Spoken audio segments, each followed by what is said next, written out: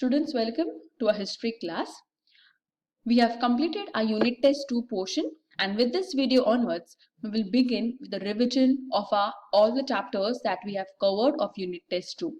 In this video, we will revise our chapter 8, Civil Disobedience Movement. Let's get started. Quickly, let's go through the portion for our unit test 2. Now, in this chapter, we have covered the following points: Dandi March, the Peshawar Satyagraha, Solapur Satyagraha, the Ratna Satyagraha, sacrifice of Babu Genu, Round Table Conference, Gandhi-Irwin Pact, Pune Pact, and second phase of civil disobedience movement. These were the points that we covered in the entire chapter 8, Civil Disobedience Movement. Let's revise all these points again.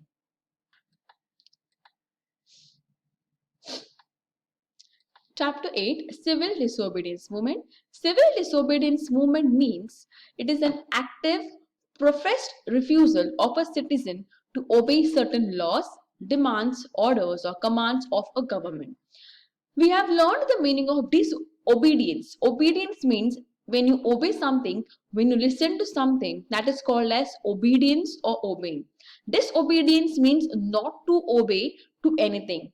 When Britishers passed many rules and regulations that were not acceptable to the Indians, they decided not to obey or disobey the new rules or laws passed by the British government. Therefore, the movement that started by the Indians to not to obey to the government rules and laws was called as civil disobedience movement, means not to obey or not to listen, not to follow any orders or commands of the British government. That is called as civil disobedience movement. Disobedience movement means not to obey or not to listen or follow to anything that you don't wish to. Mahatma Gandhi started or he launched civil disobedience movement because demands of the Mahatma Gandhi were to cancel salt tax in India, and British rejected the demands of Mahatma Gandhi. They decided to launch satyagraha all over India. Britishers started to impose heavy taxes on the common material which we use normally in our food, that is salt. So Gandhiji wanted the Britishers to cancel the salt tax in India, which were refused by the British, and therefore Gandhiji decided to launch Satyagraha or civil disobedience movement all over India. Salt was an important ingredient of common people, and objective was to break the oppressive and unjust laws of British government through peace and satyagraha. We have learned over these chapters and over these years, Mahatma Gandhi focused mainly using satyagraha and non-violent ways to fight against the Britishers. Gandhiji chose Dandi, a seashore in Gujarat, for salt satyagraha.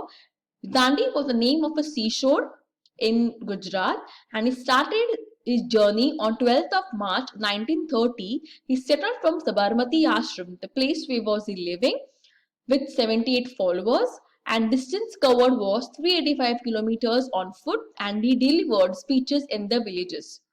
Gandhiji appealed to people to join civil disobedience movement because he wanted the Britishers to cancel the salt tax. 5th of April 1930, Mahatma Gandhi reached Dandi, and Gandhiji broke Salt Act by picking up salt on Satyagraha and started civil disobedience movement all over India. Mahatma Gandhi did not want people of India to give heavy taxes on salt, and for that reason, he took this Satyagraha, which was called as Dandi Satyagraha or Dandi March. The Peshawar Satyagraha, Khan Abdul Ghaffar Khan was a main follower of Gandhiji. He was also called as Frontier Gandhiji or Future Gandhiji. He founded an organization that was called as Khuda-i Khidmatgar, and British ordered open fire on Satyagrahis, but he refused to fire. Now, there were the people who took part in Satyagrahis or the Morcha, and Britishers told him to fire or to kill the Satyagrahis. Since he was a follower of Mahatma Gandhi, he refused to fire, and therefore on 4th of May, Gandhiji was arrested And because of that, people all over India protested Mahatma Gandhi's arrest. Solapur Satyagraha. In 6th of May 1930, mill workers observed Hartal in Solapur. Mill workers are the workers who work in the industries, cotton industry, cloth industries are called as mill workers. So they took observe Hartal in Solapur. Hartal means they went on strike because their demand was not satisfied by the British government. Huge procession took place in Solapur and orders were given open firing on the procession. People took part in rallies, morcha, and therefore the Britishers gave order to open fire or they kill the people who took part in this procession or in the morcha. People of India were so angry that the results of the open firing were that people attacked police stations, railway stations, and the courts. So these places were attacked by the Indians because the Britishers offered open fire on the people who took part in the procession. And because of that, this situation went out of the control of the police and therefore martial law was observed. Martial law means when the police cannot control the situation, they take the help of the army. And since the situation was unable to control by the police, people the took help of the army. That was called as martial law. Next is Dharasana Satyagraha, which was started by Sarojini Naidu in Gujarat.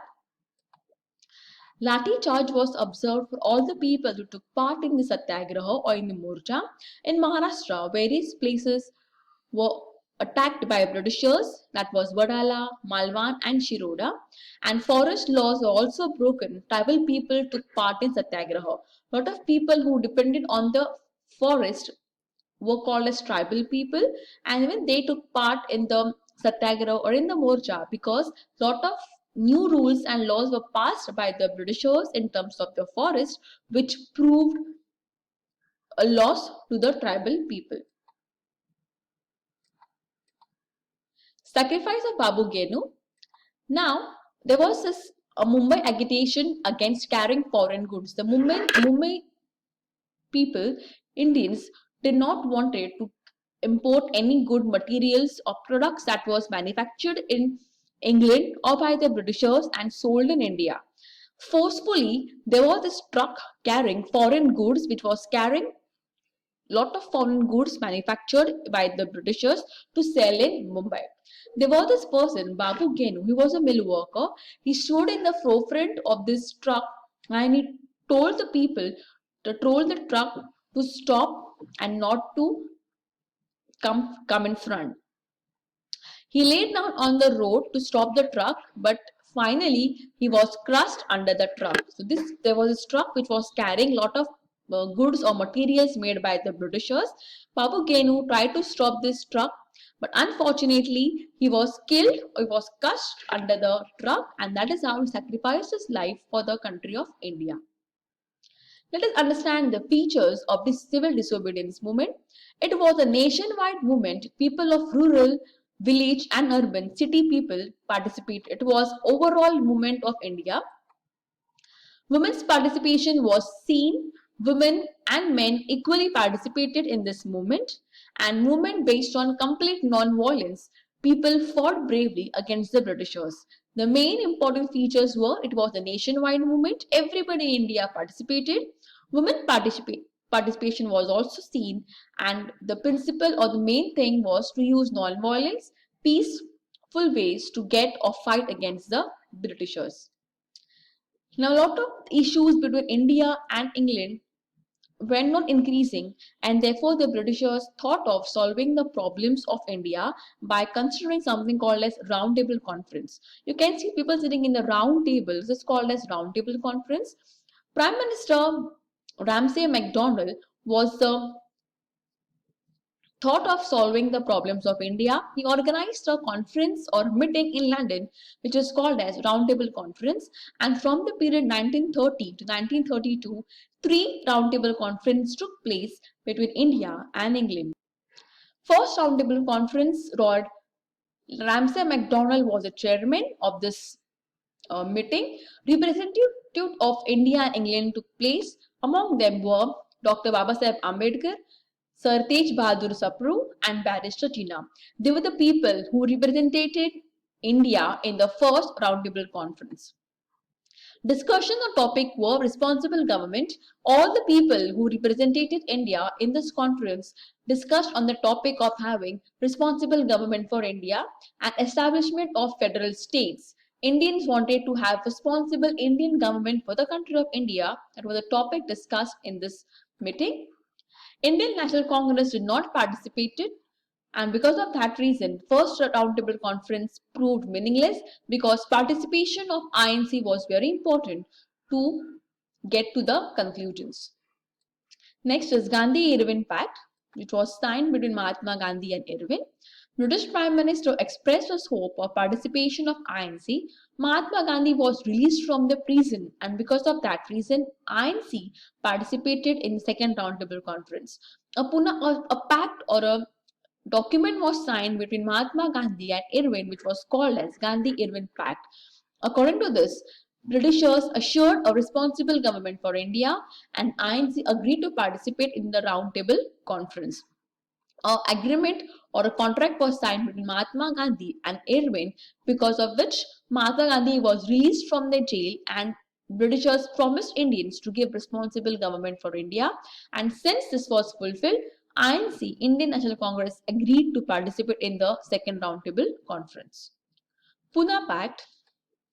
Dr. Babasaheb Ambedkar represented Dalits. Dalits were the people who were considered as extremely lower class, Adivasis, even worse than those who were called as Dalits. They were untouchables. They were not allowed to stay in a normal society. They had their own community to stay. Dr. Babasaheb Ambedkar demanded separate electorates for Dalits. Dr. Babasaheb Ambedkar wanted the Dalits to have separate elections for them. British Prime Minister Ramsay MacDonald declared communal awards. Communal award means the Dalits were given separate rights to have separate elections. Gandhiji was not happy with the decision of granting separate electorates for Dalits, and Dr. Babasaheb Ambedkar and Mahatma Gandhi signed a pact or a contract that was called as Pune Pact. Because of this contract was signed between Mahatma Gandhi and Dr. Babasaheb Ambedkar, the separate electorates for Dalits got cancelled because Mahatma Gandhi did not wanted to differentiate Dalits from common people. He wanted that Dalits should also be considered as common people, and they should be not given separate electorates but the same electorates as where normal common people vote in the elections. So the contract between Mahatma Gandhi and Babasaheb Ambedkar is called as Pune Pact. Second phase of civil disobedience movement. Gandhiji wanted to restart civil disobedience movement, hence was arrested. Since he was arrested, people of India were very unhappy and discontent among the people took place. Indian National Congress was declared as illegal by the British government, and restrictions were put on the newspapers and literatures that were started by the Indian National Congress. On April 1934, Gandhiji withdrew this movement and civil disobedience movement came to an end. Students, we have learned about this civil disobedience movement. A lot of struggle took place between Indians and the Britishers and to get independence for the country of India. I hope the entire lesson number 8 is clear to you. I request to all of you to please solve your assignment and go through the notes, because for your exam, you will be having question answers that will be coming from your notes. Thank you.